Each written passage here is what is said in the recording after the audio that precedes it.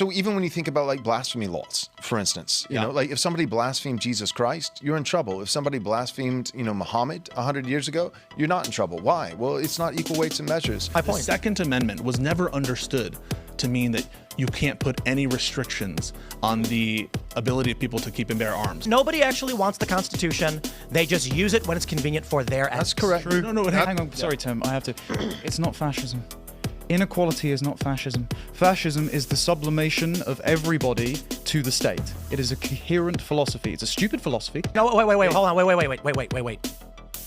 I agree with you. If anything, we're fighting the same separation of powers issues that we're doing today as they were back in the day. We agree on that. So rebellion is a type of prolonged insurrection, okay? Insurrection is the broader term here, and rebellion is a subset of it. And insurrection is levying war against the United States. It's the exact same thing. Okay. I'm calling them the same thing. I'm saying law enforcement should have done the same thing, and you're choosing one to be and one not to be. No. Current problem that America has is they're in a state of emergency. They've imported, 10 to 15 million illegals in the last 4 to 5 years alone. No, I mean, I don't know that you're representing it fairly, but I just showed you. Okay, just because they tear down a neighborhood doesn't mean it was done in violation of like the rights of these people, or it was done. Hang on. Wait, you agree with illegal destruction of the black community is okay? Is that what you said? So under the laws of the United States, there are certain federalizations under Title 10 which would be illegal. So we have a solution to the problem of crime. They bulldozed all the black people's homes and kicked them out and forced them into poverty and worse circumstances. What's up, everybody? Welcome back to the channel. And this is not a Piers Morgan Uncensored. As a matter of fact, it is the Culture War with Tim Pool. And this is a very, very good debate. These are much better, in my opinion, than Piers Morgan Uncensored, because Piers Morgan Uncensored, generally speaking, is just people yelling back and forth. I mean, they do get into some debates, but for the most part, it's just yelling back and forth. This is an actual debate. It's not a sanctioned debate or anything like that, but it's a pretty good debate. We got Pisco coming in. We got a couple other side characters coming in. They're going to make all the arguments. We're going to get into this debate. We're going to talk about freedom of speech, the Second Amendment, Donald Trump deploying the National Guard, January 6th. There's all kinds of topics, and we are going to suss all these things out and let us figure out which side we are going to fall upon, folks. They're going to make the arguments, and you are going to decide where you're going to fall. So y'all don't forget to do me that favor. Smash that like button for me. Subscribe if you're new around here. Share this video anywhere and everywhere you can. Click that join button. Sign up and become a member. That would be the best way to help this channel expand and grow. And without any further ado, folks, let's get it. A place called the LeClaire Courts. It was basically all black houses and neighborhoods, and because of the violence, specifically and literally from this black neighborhood coming into other areas, shootings. There's the gang initiations called getting V'd. We had routinely in my neighborhood, which was largely white working class immigrant and Latino, the people from the LeClaire Courts, largely it was almost entirely black, would come over and just rob you blind, and the cops couldn't do anything about it. And the cops said, the problem is we get sued instantly on racial grounds because we end up arresting a bunch of black people. So the city liberals, the Democrats, said, we have a solution to the problem of crime. They bulldozed all the black people's homes and kicked them out and forced them into poverty and worse circumstances. That was the Democrat strategy. I don't agree with that. I think it's a bad strategy. Donald Trump says, we'll deploy the National Guard. They will not enforce laws. They'll likely just be cleaning up trash. But the strategy here is gangbangers are going to be scared to open fire on crowds when there's a bunch of National Guard standing around. As a Chicago native and resident, I believe it is preferable to take the Donald Trump conservative approach of deploy National Guard, but not to enforce laws, but as a presence, as opposed to the Democrat strategy of tear down the homes of black people and kick them out and make them homeless. What do you think? Even if it's illegal? Deploying the National Guard? Would you support the deployment of the National Guard in a city if it was illegal? So we're talking about a specific incident in Chicago right now, the real world, not a hypothetical, is it on paper or not? We're dealing with two scenarios. First, I will stress, Trump can legally deploy the National Guard. They just can't enforce the law. In every circumstance, you think he has unbridled authority to deploy the National Guard whenever he wants? Any National Guard? So in Chicago, we're talking about an emergency scenario that Trump could declare an emergency. Well, then you can just answer the question. You can, like, if someone says, for example, in every circumstance, can he deploy the National Guard? You can just say no in some circumstances, right? Now let's talk about the real world. Well, you didn't answer that, right? Not in every circumstance. There's no absolutes. Right. So you agreed with me, don't you, that there are congressionally imposed limits on the president's use of the National Guard that are found in Article 1 of the Constitution I would that say Congress... There are certain circumstances where it would be argued that Trump's deployment of the National Guard is illegal. That is a good thing and he should do it. It would be argued. I'm just asking an abstract, right? Under the laws of the United States, there are certain federalizations under Title 10 which would be illegal. So let me answer your question. In some circumstances, it is a good thing that Trump would deploy the National Guard illegally. Okay. I mean... And so let's talk about the real world. Okay. The real world is Democrats literally... let me pull this up for you. I'll show you my neighborhood. The Democrats bulldozed black people's homes and wiped out their community. Is that what you want to happen? No. Well, that's what happened. But why is... Okay, so they do something bad, so we should deploy illegal deployment? It's called... Well, what's preferable? The Democrat strategy to bulldoze their homes and make them homeless, or Trump having 84 National Guards standing periodically on street corners? I'll tell you why I would prefer, it's a false dichotomy, but if you were going to force me to choose between bulldozing homes and illegal deployments, at a bare minimum, right, bulldozing homes would be some act that I assume was passed off democratically. But do you agree with that or not? I just love the idea that it's like, hey, we got a problem with crime in the black community, so the Democrats of Chicago destroyed all their houses. No, but I'm telling you it's a false dichotomy, but like... That's what they did. You understand that, like, I don't know that you're representing that would happen. I'm taking your representation I'll show you on good faith, but Google assume Earth. that. Like, why does that affect whether or not we should support an illegal deployment of the National Guard? It sounds like you're putting a lot of emphasis on the legality. So to use the dichotomy that Tim presented, the idea of black people's homes being bulldozed, you mentioned, well, at least that would come about, we would presume, democratically. Does that make it just to you? Just because something is brought about democratically doesn't mean that it's just, but there are longer-term interests in the survival of the country that are at stake when you just, don't think about the constitutional framework and history of our country, which was particularly worried with standing armies. As libertarians, you guys must be concerned. I assume that you believe in rights, right? Yes, I believe that there are natural rights. What are some examples? I'm just curious. I wonder. I'm not familiar with you, but what's an example of nationalizing, federalizing the National Guard in order to go into some situation? So just real quick, this is 48th West 44th Street. This is a couple blocks from where I grew up. And it's all just beautiful, lush fields surrounded by fences. That's what it is. I wonder if I can go back in time. Oh, yeah, look at this. That's where black people used to live. Look at all these houses. They fucking destroyed because instead of saying we want to deal with the crime, they went in, evicted all of the black people and ripped their homes down. I'm not sure about the particulars of this, Tim, but like we're not here to discuss. Sure. Was this my neighborhood. smart or not? I mean, if this happened in your neighborhood, I'm really sorry about that. But we're not here to discuss this, right? Are we here to discuss the bulldozing of homes? Or are we here to discuss 2011, the National Guard? We're here to discuss what is the solution to the problem of crime, and is it? You can make the argument that there's a pie in the. Actually, let me put it this way. I from this neighborhood, growing up in Chicago. Who have lost friends to the gang violence and the crime and the drug trade, who have friends who've witnessed corpses being dragged down alleys, who was personally shot at. The hot dog stand, the little shop that was 2 blocks from where I grew up, had bullet holes in its bulletproof windows. And I don't want to pretend like that's the apocalypse, because I know that life was bad when we all lived in the woods and were fighting each other in war in Europe or Asia or whatever it may have been. I get it. Science technology has improved, but children shouldn't grow up in places like this. Crime shouldn't be this way. Now, my whole life, I've been told by Democrats, the solution is not to arrest these people and to let them go. And when the crime got so bad and the people were so pissed off that it wasn't tenable anymore, what did they do? They literally just destroyed the black neighborhood. The city decided to go in and bulldoze everything and rip it out of the ground and evict all of these people. I don't think that's a solution either. All that's going to do is shuffle it under the rug and make more crime. So that strategy didn't work. I'm not saying these are the only plays. Donald Trump's play is the estimates are about 80 National Guard per city. And what they'll likely be doing is picking up trash. They do not have the authority to enforce the law, local law.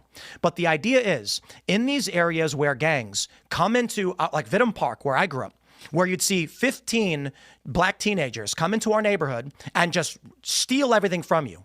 They won't do it when there are 2 National Guardsmen standing there with rifles. Will you condemn the National Guard if they help execute a search warrant for ICE? Why? Because you said that you wouldn't be in favor of them enforcing civilian law. I didn't say that. Would you be in favor of the National Guard enforcing immigration law? Should there be a declared emergency under color of law and it's legal and allowed? Well, one of the ways in which you're trying to sell this is you're saying they're just going to be standing there as a presence, a show of force. That's the argument. I think that is by itself also problematic under our history and framework of our Constitution, where we're specifically scared of standing armies, and the founders especially, right? They have every 2 years, right? The army lapses. There's a requirement in the Constitution. You're not arguing what I'm talking about. What I'm trying to say is there's a big concern to have military domestic presence of the military. No, there isn't. You said one of the way that you were there isn't in our history. No. Don't. Where are you from? Are you from Chicago? I'm from New York. Oh, you're from New York. Yeah. I find it very difficult, having experienced the things that I did, to have people not from this place tell me that I don't want National Guard in my home. I didn't say that. I said our history. Yeah, okay, I get that. I am begging Donald Trump to send in the National Guard to put an end to this shit. But part of the way that you're selling it is, don't worry, they're not going to enforce civilian law. That's part of what you're selling. I said the plan was this. And I also said in some circumstances, an illegal deployment of the National Guard would be good. Oh. What's your solution to this? What's your solution? I don't know. We're not here to discuss my broader solution to crime. You don't have one. Wait, we're not here to discuss my broader solution to crime, are we? Are we here to discuss crime generally, or the deployment of the National Guard and the military? Whether that's something we support. The underlying issue of the deployment of the National Guard is the crime. It's because of murder. It's because of the crime. Okay, because of murder, we think that we should deploy the military. So would you be in favor of... I think you need to do whatever it takes to make murder stop. Even doing illegal stuff, right? Yeah, because what is illegal? Is that right? He who saves his country violates no law. So this is the fascinating thing. Legal and illegal. You say fascism. You say, is this fascism? And what I'm hearing right now is, it doesn't matter if it's legal or illegal. We're going to support. Right. So you support the legal destruction of the black neighborhoods? No, I mean, I don't know that you're representing it fairly, but I just showed you. Okay, just because they tear down a neighborhood doesn't mean it was done in violation of like the rights of these people, or it was done. Hang on.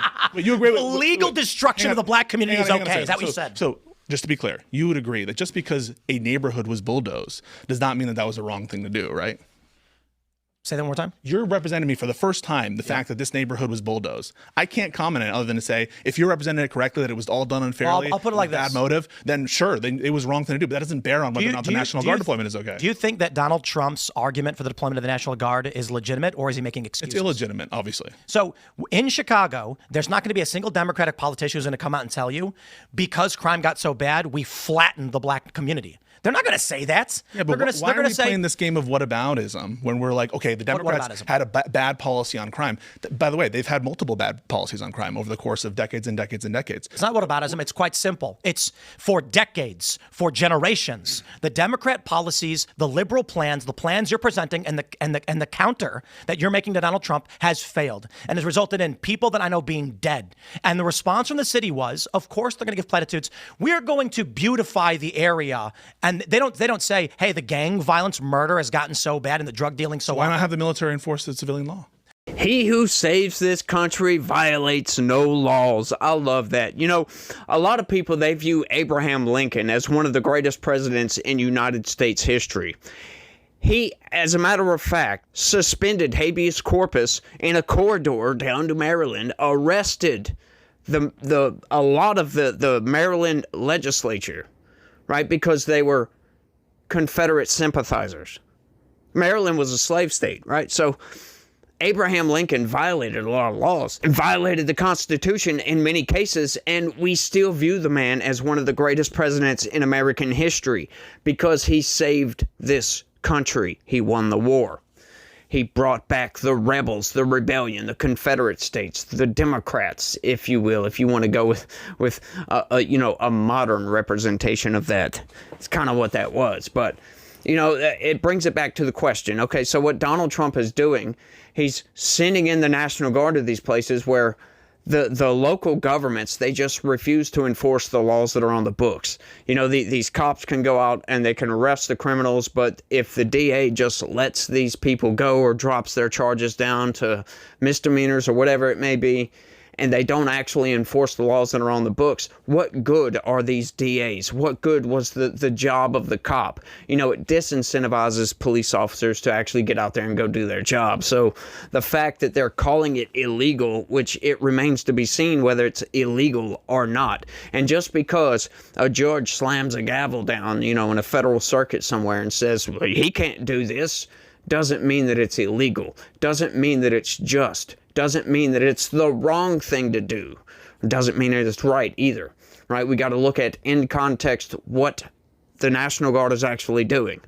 Now, the argument has been made, well, why is Donald Trump just sending the National Guard to blue states and blue cities? Well, that's where the vast majority of the crime is. Once again, folks, I put out this stat all the time. 19 out of the 20 highest crime cities in this country are ran by Democrats. And, Democrats try to combat this by saying basically that, red states have higher crime, blah, blah, blah. They always have to invoke the state. Well, it's not the state. It's the city that is ran by Democrats. They have to ignore that, folks, because they can't get out from underneath the fact that Democrat policy, as far as policing, has failed. You can't coddle these criminals. We must enforce the laws. A lot of people, they like to try to say, well, you send somebody to prison, they're supposed to be reformed or whatever. Well, that's not what prison is for. That was never the intention of prison. Prison was always meant as a punishment. You go and you serve your time, and you get out and you try to reform yourself at that point. Prison isn't reformation, for crying out loud, because if you put a bunch of criminals in a box, what do you think is going to happen, right? That's why I believe that the general population, which is supposed to be humane because, humans need interaction, is one of the worst conditions that you could be put in when you get put in to prison, because once again, you're just grouping yourself around a bunch of other criminals, and they can swap stories or whatever, and figure out how to evade law enforcement, and it just makes them more criminal, right? A lot of times you have these gangsters get put into prison, they form gangs in prison, and a lot of times, a lot of people, they go in there as a lone wolf or whatever, just to survive, they'll join up with the gang. And then it's too late at that point. You already joined the gang. You can't really leave the gang once you join up with the gang. But getting back to the point at hand, what Donald Trump is doing with the National Guard, I think it's a good idea, because if they're refusing to enforce the laws, somebody must come in and sow some law and order over the situation, right? We must have law and order in this country. And if they are refusing to do that, folks, something has to change in this country, and we can't allow criminals just to run amok in this country. I think, Tim is right on this. Kids should not grow up in a situation where they have to watch their backs, or they can't go out and play in the streets, or go down the street and go to the grocery store or something, because they're too worried about a shootout or them getting kidnapped or anything like that. We have the resources that we could have enough police officers out there to where we minimize crime to the maximum amount possible. But you've got to enforce those laws. There has to be severe enough punishment that the criminal thinks twice before committing a crime. And if it's something like where they're going to steal a loaf of bread to feed their family, right? That's where churches should come in, right? We have food banks out there. There really isn't that much of an excuse for people to get out there and go steal food, for goodness sakes. And all this other crime, like going to rob places, folks, it's ridiculous, and it's completely unnecessary. These people, they're not robbing you because they're broke. They're robbing you because of pride, because somebody dared them to do so. And once they dared them to do so, they must do it. I don't understand the crime ethos in this country. I don't understand the crime culture in this country. I don't understand a lot of that. Like, I was kind of a part of that, but for me, it was just, I did something stupid, like got into a car and I shouldn't have been driving. We'll put it that way. Things like that. I never was a career criminal, if you will. I've been arrested a few times, and I spent 3 weeks in jail while I was waiting to go to court. And, that was enough for me to where I'm like, I'm not going to do none of this anymore. That's it. I couldn't stand being in jail, so I quit committing crimes essentially back then. So I'm not going to do none of that stuff anymore. But we need to convey that to other people, that there are other pathways other than being a career criminal, essentially. I don't understand that mindset whatsoever, but let's keep going. Kind of emergency. So like which one? So for example, the title he invoked in California, it's rebellion. It's invasion, none of which are present, and an inability to enforce law. How to define invasion? Well, okay, why should I have to define invasion right now as we speak? Because you said Trump cited invasion. He did not cite invasion. He cited the statute which calls invasion. So he's not pretending there's invasion. He does pretend there's invasion for purposes of the Alien Enemies Act, which has been rejected now even by the Fifth Circuit. Let's start over. We'll slow down. What was the basis by which Trump justified the deployment of the National Guard? He said that there was a rebellion. Do you agree with that in LA? Yeah. Okay, so it's semantic. So you agree that you agree that there was a rebellion in LA. I just want to hear you say January 6th was a rebellion. In what way? You just said so certainly you mean something when you said you agreed that what happened in LA with ICE was a rebellion. You have your own standard for what you meant by rebellion. So clearly that applies to January 6th, doesn't it? In January 6th, was there a foreign government saying that their people were agitating on behalf of? I don't know what you're talking about. That the Scheinbahn represent that like the Mexican residents were doing. They were waving flag. They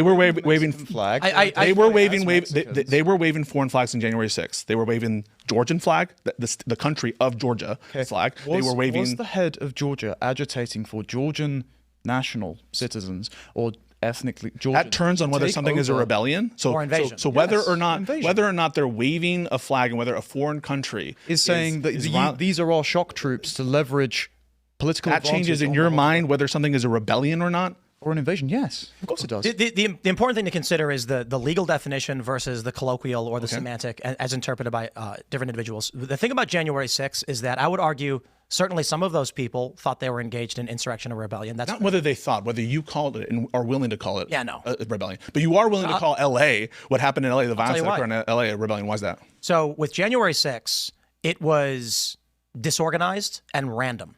Some of you make this look on your face, but you interrupted me before I can make my point. Yeah, sure. Some of the people who shut up certainly did have the intent to disrupt the electoral vote count. I think I have no problem with these people being criminally charged, locked up, and I think you go to prison for this, especially fighting cops. Was there an organized effort to bring people to January 6th for that purpose? It does not appear to be the case. That's why they didn't actually charge anybody under insurrection or anything like that. They charge people of seditious conspiracy, which is a design to indeed and bring people there to incorrect. What do you was specifically among Oath Keepers and Proud Boys, specifically among those. So they were engaged in rebellion, weren't they? Group of individuals. Were they engaged in rebellion? That's actually an argument to be made. I would argue no. Why not? Why were they not engaged in rebellion? Let's roll, baby. Did you see read with the ICE riots, where you have the federal law, you have federal government going in specifically to enforce a law, an organized group of people putting out flyers and saying, for the purpose of this, we will come out and engage in violence, is different, right? Not everybody in LA engaged in this is the point I'm making. People at January 6th. Not everyone at January 6th did either. Not everyone in LA did either. Exactly my point. Yeah. So when they went and arrested J6ers, and I said they should have been, what's the problem? We're not talking about arrest. We're talking about whether or not something is categorized as a rebellion. You were quite willing, and they did not to call what happened in LA a rebellion for the purpose of deploying law enforcement to put a stop to it. As I would agree with January 6th. Yes, we're in agreement. Oh, so January 6th was a rebellion? No. Okay. This is help me out here. So you're playing a semantic game instead of actually arguing. I think you're playing the game here. I think the game is actually quite simple. In both circumstances, law was invoked to deploy law enforcement to stop a riot. I agree with both circumstances in LA and DC to stop the riot. LA was more organized, and that changes whether it's a rebellion or not. Among the people who organized it for the intention, be it LA or January 6th, they were engaged. Even though they were organized in Jan, I mean, come on, you know that they were organized in Jan 6th. I mean, not just because not everyone is part of the plan. They were people who were organized with a specific seditious So if my purpose. argument is that there were some people on Jan 6th that intended to overthrow, to stop the vote count, most didn't, and there were some people in LA that were intending to stop federal government from engaging in law enforcement, which is, under the law, the same thing, insurrection or rebellion. So in terms of frustrating the federal purpose, so they're the exact same thing. Okay. I'm calling them the same thing. I'm saying law enforcement should have done the same thing, and you're choosing one to be and one not to be. No, hang on. You're saying that what happened in LA was a rebellion, and what happened at Jan 6 wasn't. You're saying that there's a distinction there. I'm saying that there was an organized effort among leftist activists across California. We did not see that as a coordinated effort with January 6th. However, some people on January 6th did have that intent, and if the government were to say, we are going to invoke the same act for the deployment of law enforcement to stop these violent actions, that is acceptable. We agree on that. So rebellion is a type of prolonged insurrection. Okay, insurrection is the broader term here, and rebellion is a subset of it. And insurrection is levying war against the United States. It's a type of treason, all right? And levying war, and it has 4 elements to it: an assemblage, a public purpose, the use of force or intimidation, and to frustrate a U.S. law and basically to violate a U.S. law. And so I would, because I'm consistent, I would say that there are some things. You're not. And I am consistent in LA that would, under the historical definition of insurrection, qualify as an insurrection. So let's hang on a second. I am consistent though, because I use that historical definition. I don't know what definition you guys are using, which is like somehow a foreign country has some role into whether something is an insurrection. Like, where are you getting that definition from? Invasion. You cited invasion. He pointed out invasion. But Trump did not cite an invasion for his invocation of the National Guard. You said he did. So we should no. I said he cited a statute which includes one of the purposes in it: invasion, rebellion, or inability to. So invasion is included. So let's make something clear. He did not make a finding that on January 6th, a large portion of the people who were arrested and charged did not engage in insurrection, did not engage in rebellion, did not riot, did not fight with police, did not tear down barricades, did not smash windows. There were people who showed up an hour after police had cleared everybody out. The doors were still open. The paths were still clear. I've interviewed some of these people. I have met them. One couple, they were in their late 50s, showed up an hour after everything had stopped, walked up the stairs to open doors, walked in, looking around, shrugged and left, and got convicted and sentenced to 18 months in jail. This is the distinction. What is that? That's a distinction in terms of whether something is an insurrection or rebellion? When we're talking about the whole of January 6th, we can't put a blanket on every single person who was arrested and charged. That's what I'm trying to do. So I want to make sure that's clear then. So you're not I'm not trying to say that everyone who didn't engage in insurrection. I will put it this. Yeah. I will put it very simply. There were people who intended to stop the vote count. Many of these people were violent. They should go to jail. They should be convicted. Did they engage in insurrection? It's tough to say because we're talking about two different things. The legal, which is infringing, like under the legal, under what you understand the legal standard to be. There's a difference between the constitutional, what insurrection is, and when the president can invoke the Insurrection Act. That's the debate we had several months ago, which regular people don't understand the distinction. The Insurrection Act refers to trying to overthrow the governments, right? I'm sorry, the 14th Amendment statement about insurrection. This is what the Supreme Court ruled. However, the Insurrection Act is just when someone is Black Lives Matter wasn't an insurrection under the constitutional test, even though you called it an insurrection. That was under the Insurrection Act, which is the point I'm making right now. Okay. The Insurrection Act is when local law is not being enforced or individuals are stopping the federal government from enforcing law. So why hasn't Trump invoked the Insurrection Act? Yeah, I should. Fuck yeah, okay, but he hasn't. And until he does, don't you think that you need to analyze? Like, you're basically saying that you don't care to analyze whether Trump's actions are legal or not under the current authorities that is a huge leap that is not part of the do you care to analyze whether his actions are legal, or if they're illegal, are you going to say who cares if it's illegal? That's what I'm kind of getting at. Is like, should I even bother? We've already analyzed that they're legal, and they are. And we haven't analyzed, but I'm saying that they're illegal. Bro, Abby Phillips, all the liberals were like, yeah, Trump can do this. Just because Abby Phillips says it doesn't mean that she's right. Come on, man. You're going to trust CNN? Making the point that the liberal narrative, except for you, is that while Trump can deploy National Guard, so long as they're picking up trash and not enforcing law. It's not true. Gavin Newsom is in court right now. They just had a ruling that what he did in California violated posse comitatus. He won. The latest appeal was that the restrictions are lifted. Hang on. No. It's gone back and forth like 3 or 4 times. The latest was that there was a trial on posse comitatus, and Judge Breyer found that they did, in fact, violate posse comitatus. The latest was that the restrictions were lifted and Trump Breyer himself stayed his own order to let the Ninth Circuit percolate. They're already reviewing it, whatever. All that is to say is it's a live issue under the courts, and it's a separate issue whether or not the courts are able to review it and whether or not he's following the law. Can I just what he said, because he had something very interesting. He was basically saying this is a wholly different context, and so me trying to apply posse comitatus, a law that's on the books, to the conduct now, it's removing and divorcing the context of 1878 and applying it and misapplying it in the current day. That's not true. We're fighting the same battles that we're doing now, like that they were, you know? Personally, I can't stand this appeal to the courts nonsense that just because, this federal judge said Donald Trump can't do this, well, it's illegal and he's a fascist because he's doing it anyway. They said he can't do it. He knew it was illegal, therefore he's a fascist. No, I'm sorry. That's just garbage. We know that there's a lot of activists in robes, and these activists are absolutely misappropriating statutes under the Constitution to try to say that what Donald Trump is doing is wrong. That's garbage. These statutes, like the Constitution, is constantly misappropriated, in my opinion. They don't think about the historical context of what was going on. Why did they create this legislation in the first place? Why did they insert this into the Constitution?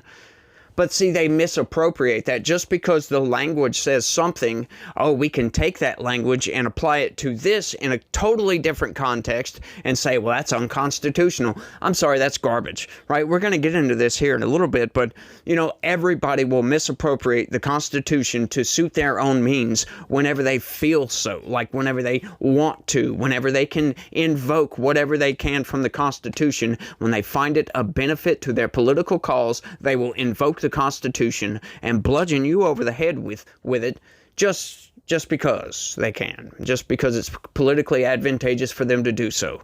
And I think that's garbage. What we need to look at the situation on the ground, right? What was going on in LA as to what they're talking about. Now, you know, comparing January 6th to what was going on in LA, that's like apples to freaking grapefruits or something like that. It's like not even oranges, right? It's more like apples to chili peppers. It's just completely a different situation. The context is totally different. What happened was totally different. There is no comparison there. Sure, you might be able to call both a rebellion if you want to, but, you know, one, you have these people over here. It's a concentrated, sustained effort by those people. In a lot of cases, foreign nationals waving foreign flags, obstructing federal law enforcement from doing their job.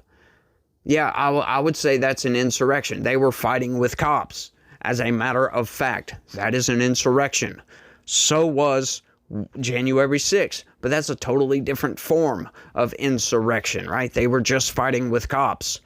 They didn't actually obstruct the vote count, right? Sure, there may have been intent from some people to do so, but the overarching narrative there was basically a lot of those people thought that election was stolen, and there was some evidence at the time we didn't know, but hey, there was enough evidence that, yeah, okay, I can see why they're doing this. Now, I'm not trying to justify fighting with cops. That's never good. They should have never got violent. Donald Trump told them not to be violent, and it is what it is. As a matter of fact, the BBC CEO and like their chief of news or something like that, they just resigned because BBC a little while back put out a documentary about Donald Trump, about January 6th, and they selectively edited his speech and put two things together from one end of the speech and the other end of the speech, which was like an hour and some change long, right? So they selectively edited it to portray a narrative. But getting back to this, you know, what was going on in LA, something totally different, right? You actually had former nationals fighting with cops. Here, it's American citizens fighting with cops for a totally different reason. It was Capitol Police. It wasn't a sustained effort, not like what was going on in LA. So I don't understand why they're comparing the two here. You want to call it both a rebellion? Sure, I get it. You know, Tim Pool might not call it a rebellion just for the sake of the debate, but it kind of was. You know, if we're being fair about this, the difference here, though, is what happened after the fact, right? The FBI was weaponized against the American people to go after innocent and peaceful protesters, people that did not fight with cops, they did not enter the Capitol, none of those things. And they went after these people, and they overcharged, in many cases, a lot of these people. These sentences were overly egregiously long. Like, it was just completely insane what happened with January 6th. But I still think what Donald Trump was doing was the right move. And just because Gavin Newsom doesn't want them there doesn't mean that it's the right thing to do. Let's keep going. Ticking time bomb, and it wouldn't justify it. So you could say that about any group, right? Well, maybe. But hang on a second. You understand this logic. You acknowledge that there have been Christian nationalist shooters, right? I mean, It's questionable? I'd have to look at the person At and least determine one? whether or not they're a Christian nationalist. Do you think that there hasn't been at least one Christian nationalist shooter? Again, I'd have to look at that guy and see his views to tell Okay. you what I'm a Christian nationalist. Okay. There are plenty of people who call themselves Christian nationalists. do violence, They are not right? Christian nationalist. Okay. They are not. They at least self-report as Christian nationalists. There are always So retorted some people, yes. self-identifying, if some self-identifying Christian nationalists went out and committed a shooting, Here's the Would difference. you be like, okay, well, they're ticking time bombs of violence, so we No, should take away their gun absolutely rights? not. Are they on Because there's drugs? a difference Yeah. in But what somebody drugs are having they a on? certain view versus somebody literally being chemically engineered to be crazy.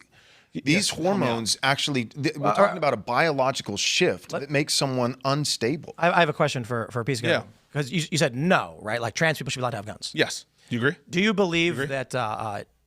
I think the answer is yes. Yeah. I think they should be allowed to have guns. I don't think the Second Amendment says that you have the right to keep and bear arms unless you're found deficient by the state. But do you think under the DSM-5 certain mental disorders would disqualify you from owning guns? Correct. Yeah. But transgenderism is not a mental disorder. So this is important. What It you're is. basically saying It is should that be. you have a personal opinion. It should be. Hold on. What you're saying is, here's a list of mental disorders. You have an opinion that some should or should not be disqualifying. Yeah. I think none of them should be disqualifying. Okay, so schizophrenic should be allowed to own guns? Yes. No. The Second Amendment says the right to keep and bear arms shall not be infringed. You got a problem with it, amend it. Okay. I mean, Then amend it. I think that Scalia, Agreed. Scalia and Heller said that there are certain categories, just because it's the Wrong. same thing with free speech. He's wrong. Indeed. And so is Kavanaugh. And so this is where we get to an interesting argument where you, I believe, are putting subjective morals onto the Constitution, which you accused us of doing. My argument is this. The Founding Fathers were pretty dang clear when they were drafting the Constitution, the reasons for why they were doing it, and what the Second Amendment says. We as a society cannot exist with a written Constitution where we arbitrarily decide without amending it that we've changed it. Yeah. Okay. I agree with that. And I don't think that I'm amending it by incorporating some standards that were then existing. That's what the Bruin case recently, which was much more protective of Second Amendment rights than before. I mean, we have a big protection of Second Amendment in recent cases. Kids had guns But back then. why do you value the Second Amendment more than like the militia clauses for purposes of like the standing army situation? You know, the Second Amendment, if anything, is reifying, is promoting the militia, right? The state-run militias. Wrong. A well-regulated militia being necessary. No, What does regulated mean? I understand. Yeah. What does regulated mean? Yeah, so I understand that like the Second Amendment also incorporates an individual right. I'm not just What does saying regulated I'm mean? not saying so. Regulation means government restriction. It does not. Yeah, it does. Yeah. Who are the regulars? And also, who are the regulars? Yeah. So in training as well. And so government. Okay. The Hold government on. ability Slow down. to train. I don't want to gloss over this. Yeah. Who were the regulars? The states were in charge of running their militias. Who were the regulars? Oh, sorry. The regulars. Is it proper noun? Yeah. So a regular militia people were of the community. I don't know what you mean by regulars in that context. Okay, so the soldiers of the British Army were called regulars. Yeah. Regulation back then, in this context, referred to functioning, not government sanctioned. So the Second Amendment anticipates the use of the militia, which are people like not regulars in that sense, Exactly. but are part of the community, are members of that's what the militia was. Regulated in this context means their guns should be functioning and equipped. Again, I'm not having a Second Amendment debate with you on the merits. I'm just telling you that the Second Amendment does, as understood by the Supreme Court, anticipate some individual rights. So I'm not contesting that. The point I'm what bringing saying up is, with why this- do you value that right over the other restrictions in the Constitution, ones? giving to Congress the ability to regulate the militia and to set forth for calling forth the militia that Trump is violating? So you seem to respect one part of the Constitution, The right Second of the Amendment, people more than to keep and Congress's bear arms powers. shall not be infringed. Yeah, why do you keep repeating that? Because that's what it says. Okay. So I'm asking you a or the question. people- Why do you respect the Second Amendment Because one more is good than I respect and the all other of it. one is being used for bad. No, wait. you just said that you That's why. shouldn't do that. You shouldn't interpose your subjective opinion before the framers' design. That's what you said. So can we, without vote, change the Constitution? No, you shouldn't be able to. No. So when it says the right of the people to keep and bear arms shall not be infringed, can we infringe upon the right to keep and bear arms without vote? No.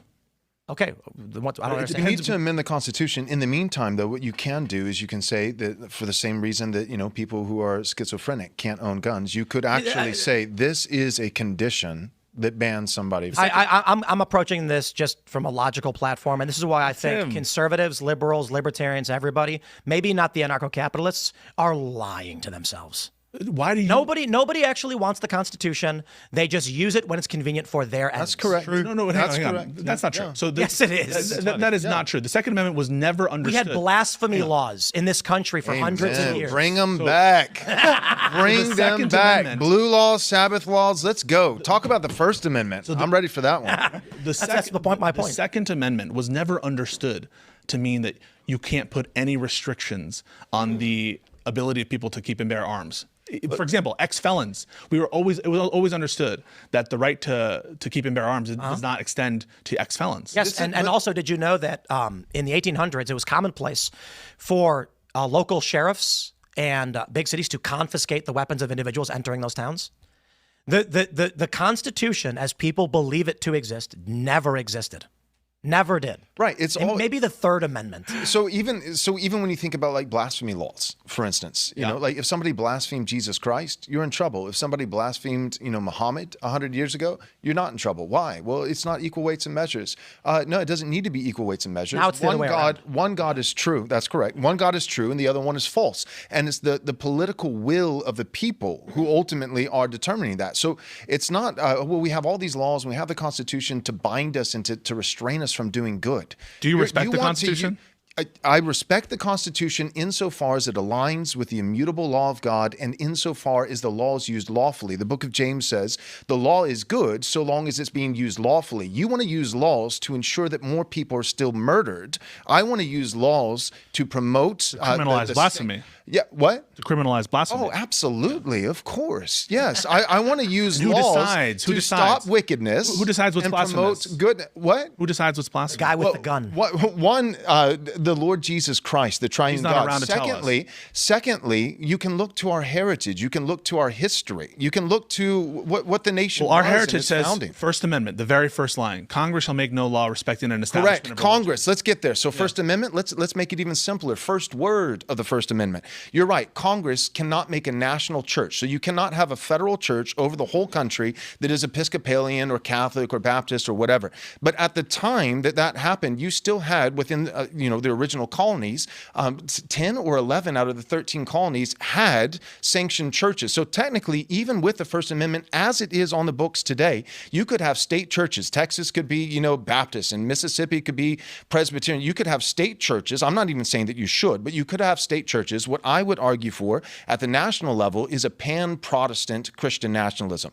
I think we should adopt a preamble. That's a religion, isn't it? What? Isn't that a religion? That's religion. Congress can't determine a religion. Congress cannot say at the national level, the 14th Amendment it incorporates the First Amendment to apply to the states, I'll say, and the Second Amendment also didn't used to apply to the state governments. Are you suggesting under your framework you would not want the Second my Amendment? theocratic framework. So under your theocrat, you called it a theocracy. Yes, under your theocracy, of course. Theocracy is wonderful. Okay, got it. So this is what I mean. God So- above the state. So separation of church and state is not the same as separation of Christ and state. There will be a God above the state. If there's no God above the state, then the state becomes God. So yes, I want Christ and state not severed. Church and state, that's different. So we as can have some institutions. corrupt priests telling us what we're allowed to say and not. Nope, that's an Versus a cult, too. ecclesiocracy. No, That's a church-run state. Corrupt, I'm saying whatever you want to call it. theocracy. Whatever your corrupt ministers, your corrupt people. No, but what you're saying is not what I'm saying. Okay, You're that's what's talking going to about- happen. you're Though. ta- That's no, what's going to happen. No, you're talking about Yeah, it will. priest It will running happen. the It state. will happen. That's a church-run state. But hold I'm on. saying a theocracy, not Wait, ecclesiocracy. So this is it will happen. I agree with Pisco, but it'll happen in any system among any group of people for any reason. Okay, so that brings up a lot of interesting points, if you ask me. Like, this country was always meant to be a Christian nation. The reason they installed the separation of church and state in our Constitution was simply because of the power of the Vatican, basically, and how they ran everything in Europe, and they were just as powerful as governments were at that point in time, as the monarchies. They were just as powerful as all these things. And, Catholicism was so dominant in Europe, they wanted people to be free to practice whatever religion that they wanted to. They wanted to be free to do that. It was just simply for the national government was not going to get involved in religion whatsoever. This was just basically to keep the states unionized, basically together, right? If you wanted a certain state to be a Catholic state, we could have that. If this one wanted to be Baptist, once again, we could have that. That's how this nation was always supposed to be, but it was always meant to be a Christian nation. It's always meant to be that way. And we have gotten away from that, folks. I think we need to get back to that because this country was much better off as far as crime, as far as economic wealth, as far as all these other metrics that we can look to when we were more of a Christian nation, when people went to church, when people believed in God, they were fearful of God. People were less prone to committing crimes and doing all these other things and, engaging in degeneracy and all this other nonsense. I think we've gotten away from that, and it's not a good look for this country, to be honest with you. We've interpreted the First Amendment has gone way too far in a lot of instances. The Second Amendment, the same thing. What they were talking about the Second Amendment, like going back to that. I don't particularly care for how they take Supreme Court precedent as amending the Constitution. Like, there's supposed to be checks and balances on all these things, and it's not that way for the Supreme Court. When the Supreme Court makes a ruling, that precedent acts as a law. And I don't think that should be the case. I think that, what Congress should do anytime there's Supreme Court precedent, if that is the case and that is the popular will of the people or whatever at the time, then Congress should codify that precedent before it becomes precedent. In other words, they should not rely on previous precedent to make rulings. In other words, Congress should codify whatever that is, right? If we don't want paranoid schizophrenics to own guns, then we should codify that into the Constitution. But Tim is right. He takes it a little bit too far, but he's right about that. Pisco is kind of right too. When, a lot of people, they will invoke their own personal grievances. Once again, whenever they feel it's politically advantageous, we'll use the Constitution to bludgeon you over the head, even though somebody wants to do something that we all know is correct. We all know it's right. But, it is what it is. And I do love how, liberals, they always argue, it says well regulated in the Second Amendment. Well, that doesn't mean much.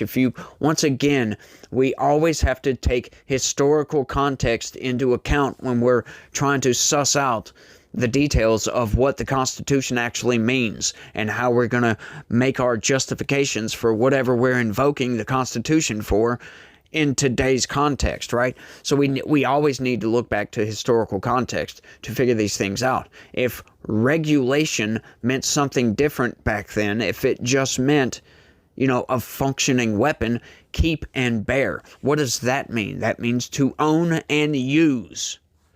To use your gun, to defend yourself. That's what that was supposed to mean, right? It doesn't really mean that we can have nuclear weapons.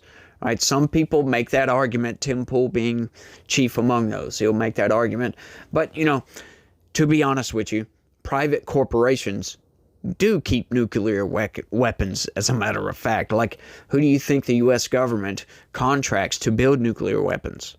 Private corporations build these, right? Private companies build warships. They don't necessarily keep them and bear them, but they do give them to the government, so the government can bear them. But it's fascinating to kind of dip off into the Second Amendment and try to think about these things. I think, the Second Amendment was always intent on, people keeping guns, personal firearms to defend themselves. We can look to that and think that's what that meant, but without the historical context, we'll never know. Because back then, you didn't have nuclear weapons. You didn't have jet fighters. We didn't have submachine guns and all these other things that, like a 50 cal mounted to a truck type of thing.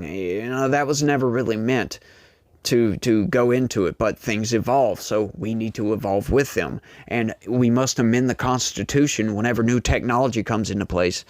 Amend the Constitution to suit the technology that we have built for ourselves, right? I don't think it's a good idea for people to go and have Jeep with a 50 cal strapped to the top of it, right? Like, what are you going to use that for? How are you going to defend yourself with that, right? Maybe you might need to, right? Because like Joe Biden said, well, you're not going to go up against the U.S. Army with a handgun, right? You need a F-15 fighter jet. Well, then maybe we should be allowed to keep F-15 fighter jets if we can afford them. Right? There are private corporations out there that do have jet fighters that the government actually contracts these corporations to use them as opposition for training. That's interesting. Of course, they're de-toothed, if you will. You know, they take all the weapons out of them, and any secret avionics technology or anything like that they'll remove and use the jet just as that, as a training tool for training, you know, fighter jet pilots or whatever, which is fascinating if you ask me. There's all kind of interesting aspects that we can dip off into on this, but, you know, that's getting off way into the weeds. But, you know, getting back to this country should be a Christian nation. That's just my personal belief that, you know, I think we are much better off when we are ran by Christians, because that's where our morality comes from.